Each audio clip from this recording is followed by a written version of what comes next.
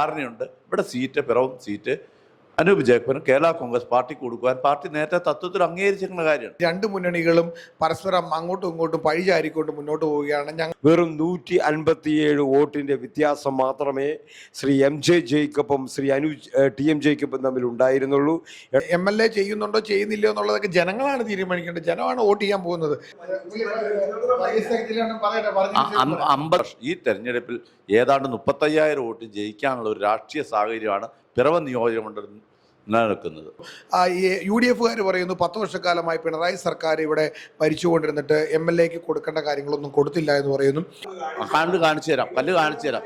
അല്ല, കല്ല് KM മാണി അടക്കമുള്ള ആളുകൾ അല്ല അങ്ങനെ നിഷേധിക്കുന്നത് സത്യമല്ലേ? ജനത്തിനെ കബളിപ്പിച്ചത് ഉമ്മൻചാണ്ടി മന്ത്രിസഭയിൽ ഉണ്ടായിരുന്ന കോൺഗ്രസ്സുകാരെ വഞ്ചിച്ച് ഈ നാട്ടുകാരെ പറ്റിച്ച് പിറവം പുഴയിൽ നിന്ന് ജപ്പാൻ കുടിവെള്ള പദ്ധതിയുമായി കൊച്ചിയിലേക്ക് വെള്ളം പോകുന്നു, ആലപ്പുഴയിലേക്ക് വെള്ളം പോകുന്നു, കോട്ടയത്തേക്ക് പോകുന്നു.